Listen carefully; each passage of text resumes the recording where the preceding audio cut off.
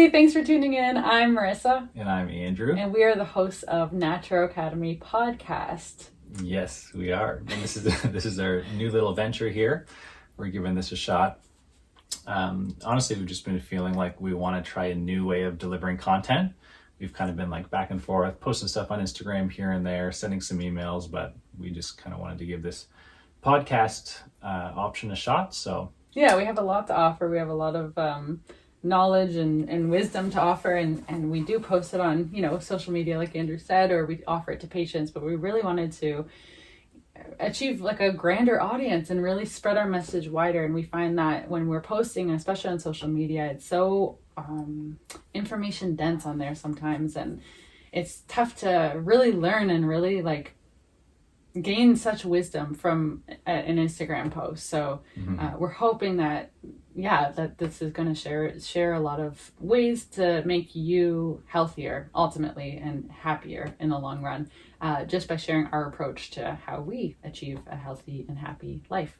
Yeah. So for those of you guys who don't know, we're both naturopathic doctors, and we focus a lot on helping people reconnect to nature, and just very, a lot of it's basic. It's not always easy, but it's simple things that create health. So we really focus on the foundation, how to optimize your lifestyle.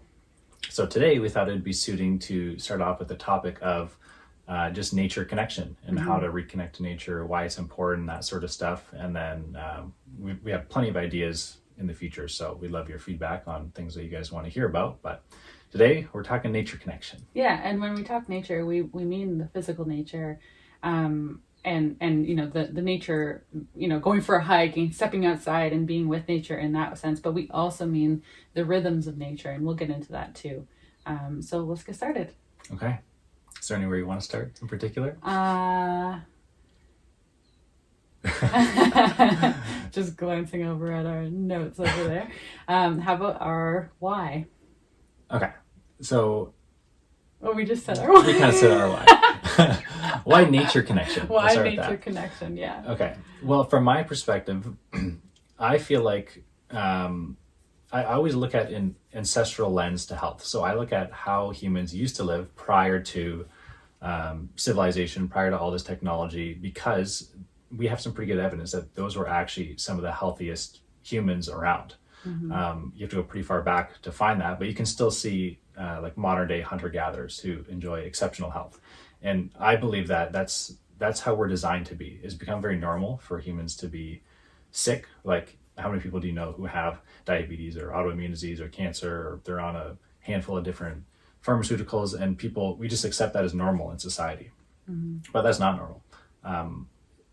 I don't want to say it's my belief. I think it's the truth that humans are designed to be healthy and thrive when we're in our natural environment. So that's kind of the lens. That's my goal. That's where I want to get to, and I want to help others get to that. And I think the way to do that is through nature connection. Yeah, I think a big argument that we hear when we kind of present this perspective to some people is that, but our hunter-gatherers ancestors, they didn't live as long as we do. Right. So I know you have a good kind of explanation ancestrally. Do you want to get into that? Yeah. So basically what people are talking about is average lifespan. So the average lifespan of some of our hunter-gatherer ancestors was somewhere around like 30 or 40 years old. But that doesn't mean that that's when they were dying. So this number is skewed because there was such a high infant mortality rate. So, before we had hospitals and, places to deliver babies safely, there was a pretty high mortality rate, and that's just common in nature amongst all animals. So, if you think about it, if half of the people live until 80 and half of the people die at age 1, then the average lifespan is 40. But really, not many people were actually dying until 40. Most of the research shows that if you made it into your teen years, then you actually lived a very long, healthy life. And I think the other thing to look at is health span versus lifespan. If you want to explain that, or I can as well. Well, I think we this is a kind of complex topic because it can get kind of sensitive when we look into how long people are living and what is their quality of life, essentially, right? So just because you're living until you're 80, 90, 100 years old, what is the quality of that life? We all know healthy, 80, 90, 100-year-olds. Well, I don't actually know any 100-year-olds, but we do know some very healthy older individuals who are living a very happy, healthy life. And when we talk in that regard, it's like, yes, our lifespan is definitely extended, but I also know a lot of unhealthy people living into those ages, and they're not happy, you know, like they're not actually living. And Right.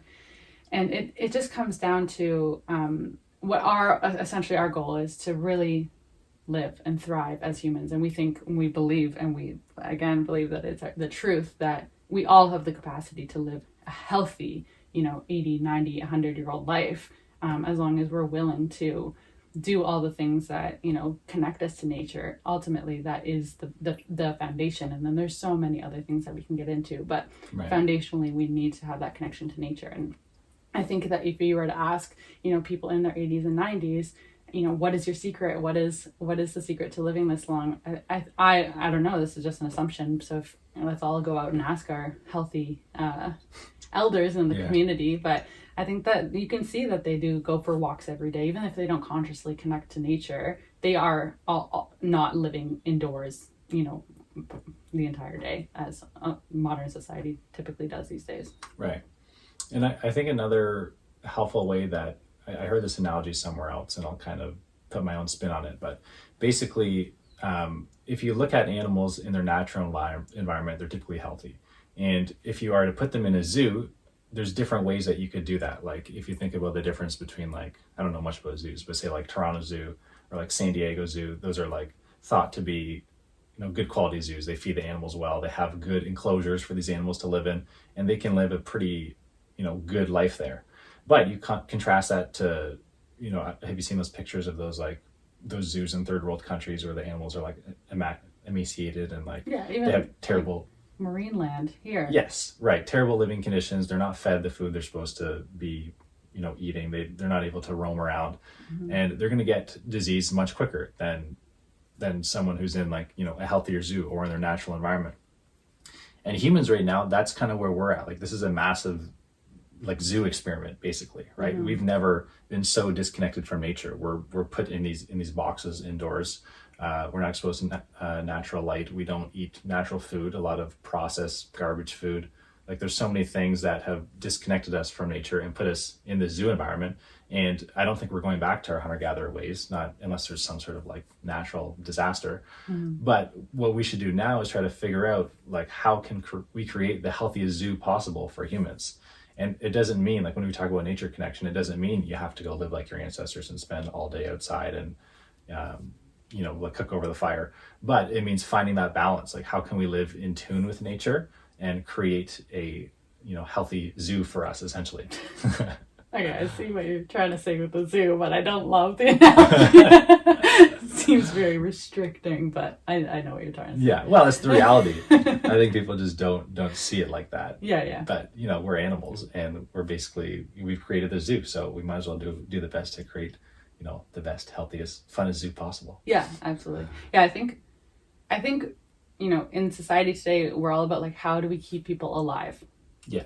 How do we keep people alive? Like at any age, it's like, okay, you have this symptom, let's keep you alive by suppressing that symptom with this, pharmaceutical. And we're not against, any pharmaceuticals or modern technology at all. We just think that there needs to be a shift in perspective on how we approach life. So yeah, it's like this, how do we keep people alive? And that's just not our goal. I think that it should be like, how do we keep us like totally optimal health?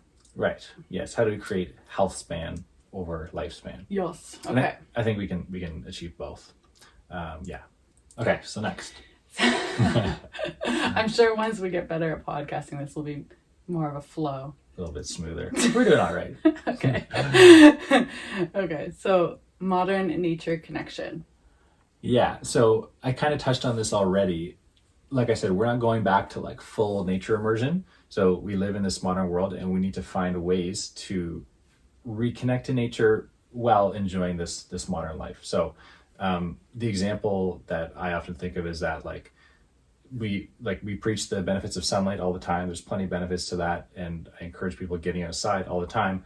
But sometimes you don't have that option. Maybe you work an indoor job, or maybe you're just being lazy and don't want to go outside in the rain. So we have like a red light panel, for example. That's like a great technology that even though it's technology and it's not, I guess nature in the sense of the term we would use it, but it still is mimicking nature in a way. It's providing these red and infrared wavelengths of light that are beneficial to our biology. And I think there's a lot more technology coming out now that is kind of in tune with nature. Or like candles is another example, or like natural fire, I guess. That would be the only light we used to be exposed to as hunter-gatherers. But now we have LED lights, which are great, but they disrupt our circadian rhythm. But instead, you can just get, a red LED light, or use a pink salt lamp, for example. So there's ways that we can still use technology and live in this modern world, but through the lens of still being connected to nature, essentially.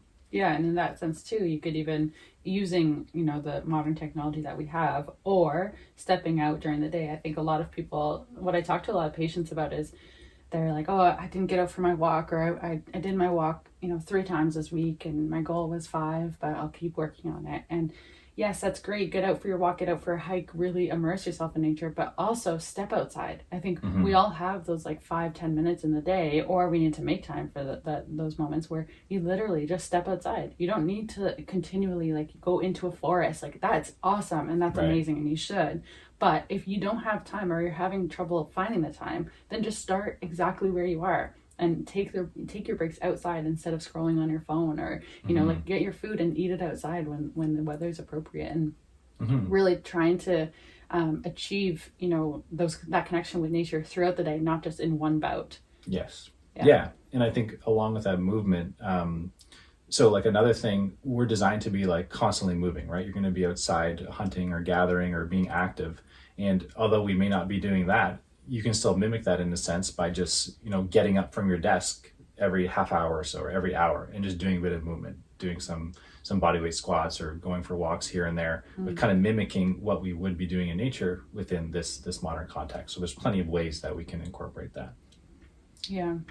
Yeah, and I mean, even just like looking around our apartment here, we have so many plants inside, and I think that's a really good way too. It seems it's so simple. You just get some plants and you bring it inside, and it really does connect you closer to nature. Right. Yeah. Totally. Okay. Anything else on that? Not at this moment. Okay, I think we'll just go through a few examples. We already touched on some of them, but just some practical things. And we'll likely go like much deeper. Well, we will go much deeper on these topics in other podcasts. So we'll just kind of, give you some like practical tips and things that, different ways that we can connect. So sunlight, our favorite. Yes. Do you want to talk about it? You go ahead. Okay. So I think this is a really good example of how disconnected we've become from nature, because there's this common belief that the sun is like dangerous or harmful, and it's going to give us skin cancer and kill us essentially. But like all of life revolves around the sun. And if you think about it from just like a common sense perspective, our ancestors would have been outside basically all day exposed to the sunlight, and it would be such an evolutionary like disadvantage for us to get damaged by the sun to the point where you would just like get cancer and die from being outside. Like that to me just doesn't make any sense. Now I'm not saying there can't be any harms, but the problem that we have right now is that people never go outside, and then they just like go to the beach in the middle of the summer and spend all day there and get a burn. And that's obviously not good, but it's because you're not adapted to your natural environment. If you're living outside, that wouldn't have been an issue. There's on a bit of a tangent here. Maybe you should take over. No, you're doing great. Okay. But what I was going to say is just getting adapted. Yeah, there's so much to say about that, and we will get into deeper podcasts specifically on sunlight and circadian rhythm. But yeah, like Andrew said, you just people avoid the sun. And I think one of the most dangerous recommendations that I see all over social media too is just like, between the hours of 10 and 2, or the UV is this high, just cover up, be sure to cover up and get on your sunscreen, and you're totally disconnecting yourself from the sun. Do not get burnt. That is right. That is a truth. Like the sun can do damage to your skin, and there's a lot of truth in that. Yeah. But like Andrew said, you need to adapt yourself. So as we're moving into spring, like if you are living outside and checking in with nature, you'll find that the sun starts to get hot like in March. So you can actually start to get start to feel a change in your skin tone too. Like that's when I get my first burn, actually, is because I don't actually realize how strong the sun is in March. But yeah, you start then, and you start to get yourself exposed to the sun at all hours of the day. The spectrum of the sun is always changing throughout the day.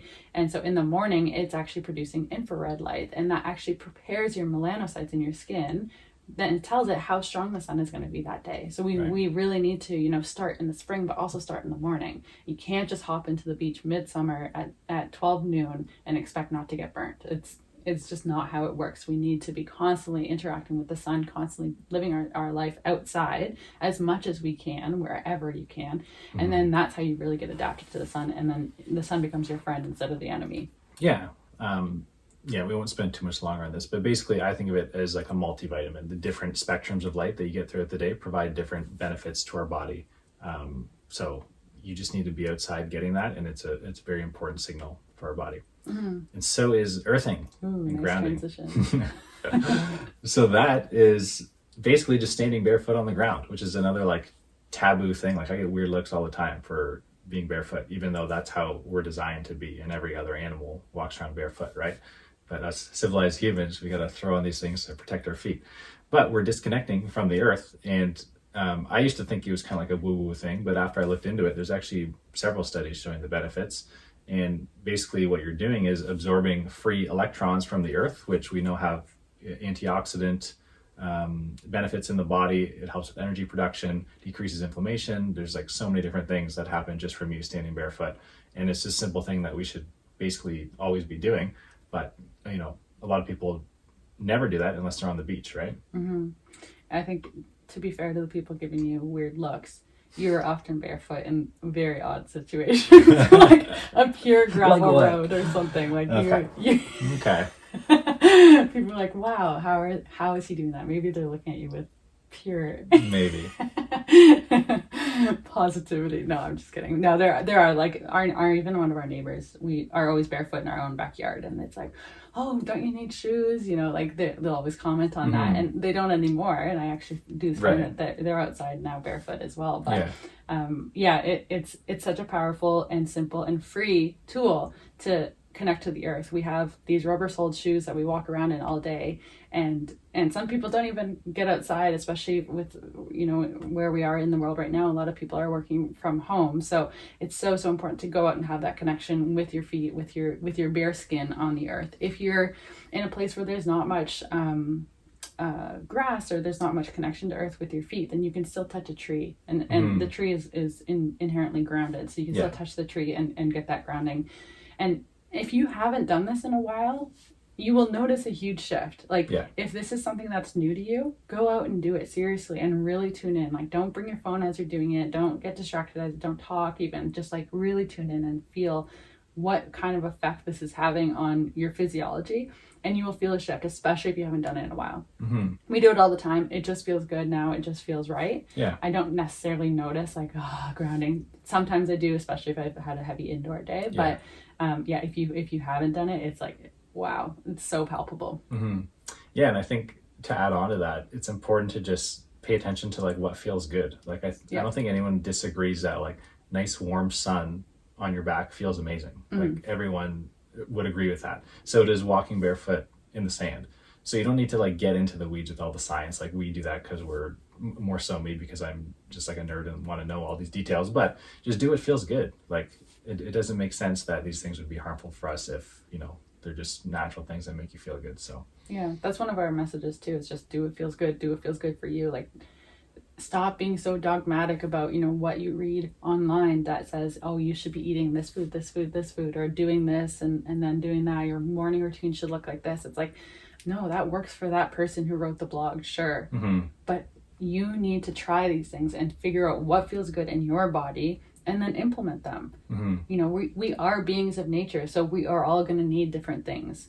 Different things will nourish us, and notice that different things nourish you at different times, of the month or different times of the year, because it's always going to be changing with the season. So stop being so dogmatic about everything that you read or everything that you something that feels good one day may not feel good the next day or whatever. Right. Yeah. Okay. So food. You or me? I like it when you start. Okay. Yeah, so this is another area that like we're crazy disconnected. Most people have no idea where their food comes from, right? And saying it comes from the grocery store doesn't mean you actually know where it comes from. So and we're guilty of this too, but we're trying more and more to eat as locally and seasonally as possible. And I would like to get to the point where all of our food comes from, either I grew it myself or harvested it, or I know the people who grew it or hunted or butchered it, whatever. But I think we just have no idea, like there's no connection to the food anymore. And a lot of it isn't even real food. Like that's probably the bigger issue, right? That a lot of people are just eating total crap processed foods, these highly refined vegetable oils, refined sugar. And this stuff doesn't actually nourish our body. Even though there might be calories, there's no, life force left to it. And we're seeing the issues from a sustainability standpoint. Our planet is being destroyed from a lot of our farming practices and conventional agriculture. And I think that comes from our lack of connection to this food, right? If you were to see, how that cow or pig was raised in the factory that you're buying from the store, realistically, if you were there, you'd probably never eat that again, right? A lot of people watch those documentaries and they're completely turned off. And I don't think, eliminating all animal foods is the solution to that. But the point is, if you were connected to your food and saw where it came from and how it was made, then you probably wouldn't be consuming it, right? So I think it's really important for us to get back to, you don't have to grow all your own food or anything like that, but get a little bit more connected. Even go to a farmer's market, for example, and get to know where your food is coming from. Yeah. I think with the meat too, like we make a really good point on going into the farms that we buy our meat from to make sure that they're being raised ethically, right, and killed ethically, because they are beings. They are, they're very conscious beings, and some of the ways that they're treated is really it's not right, and we are eating that consciousness when you eat the food, right? So if that animal was raised in a high anxiety state and killed in a high anxiety state, you are then eating that food that has those same hormones circulating in the bloodstream. So it's totally, no doubt going to have an effect on you. So we always order our meat, especially our meat from local farms, and really try do our best in only sourcing that type of food. But then now we're really getting serious about vegetables and fruits as well. Yeah. Because it's all the same. Like if you go and see how, even an apple orchard, and it's full of these delicious apples, but you look out on the field and it's only apple trees. That's so sterile. There's no other trees or other plants that are kind of feeding into the ecosystem. Right. It's really, the food is then stripped of nutrients, but the earth is stripped of nutrients. So it's playing a huge role on now and the future. Yeah. And I think like apple orchards that's a good example, but a more extreme one is just like those massive fields of like corn, wheat, and soy that you see when you're driving on the highway.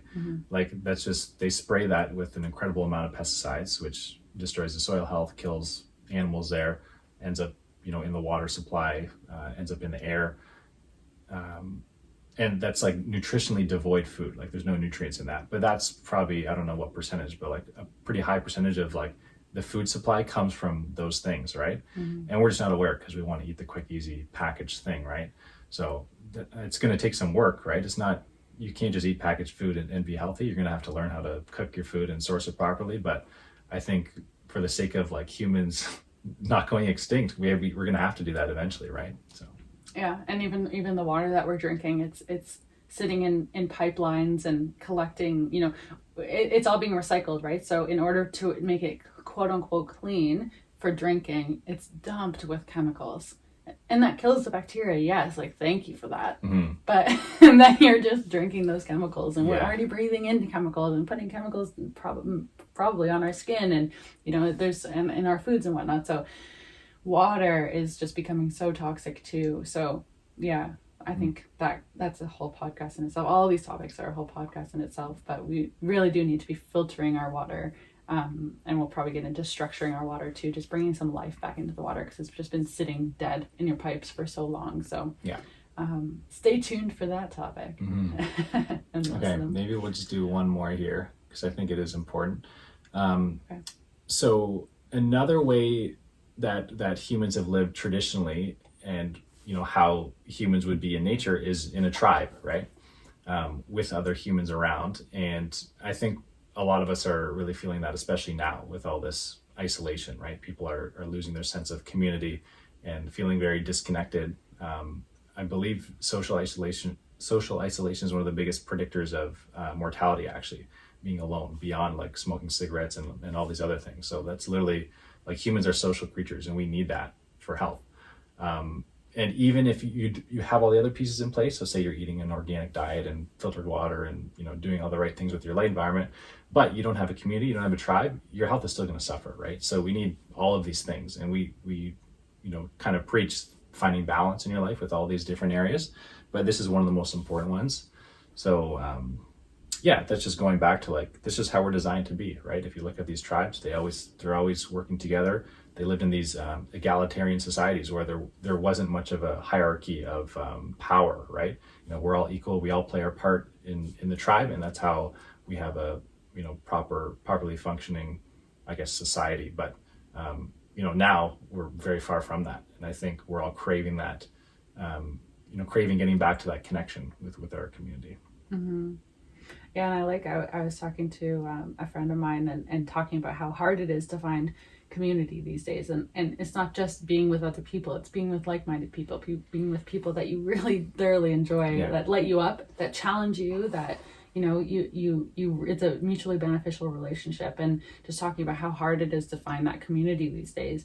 And she had a good point to that. It doesn't always need to be humans. Like, it can still be, a circle of oak trees, or, you go, like, we live near a lake. So, like, sitting with all the ducks that come, it still does give you that sense of community. It doesn't dismiss the importance of other humans, but right. If you are having a hard time right now, I think still seeking nature for that sense of tribe and community is important. Yeah, that's true.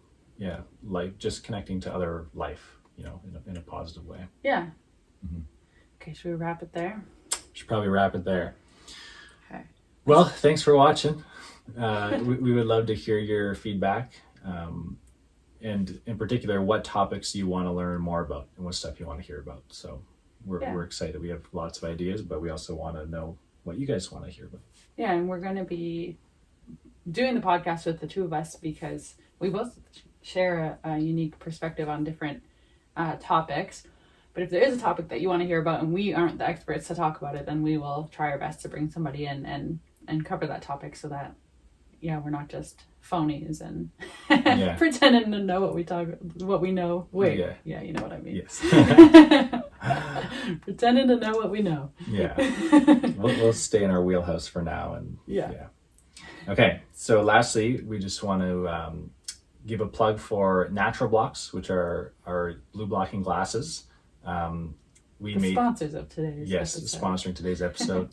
We put a lot of work into these, and we did a lot of research on how to find the exact lens that's going to block the right wavelengths of light. So right now we have a daytime energy lens, which is great for screen use. So if you're on TVs or on your computer, under LED light, so it's very important. And we'll talk more about blue light in a future podcast, but it is a huge issue, our light environment. So those are designed to block 80% of blue light, and we've got amazing feedback so far with reduced headaches, screen fatigue, all sorts of issues. Like, some people, I'm actually mind blown by the feedback. But anyways, and we're coming up with a nighttime pair soon, which is going to be for sleep. So check that out at naturalblocks.com, and we have a discount code. What's the code? NaturoFam. Yeah, and that is, so you can use that at checkout. Yeah, and Naturo, so NaturoFam. Yes, yeah. Naturo seems to be a difficult word. We use it in a lot of our branding, but people they don't get it. Just don't get it. Yeah. So that's all right. Yeah. Hopefully the more you hear it, the more you'll get it. Yeah, for sure. And that's for 10% off of any pair. Yes. I don't think we mentioned that. So okay. Thanks for listening, guys. Thanks for listening. We'll see you next time. Yeah, see you next time. Have a great week. See ya.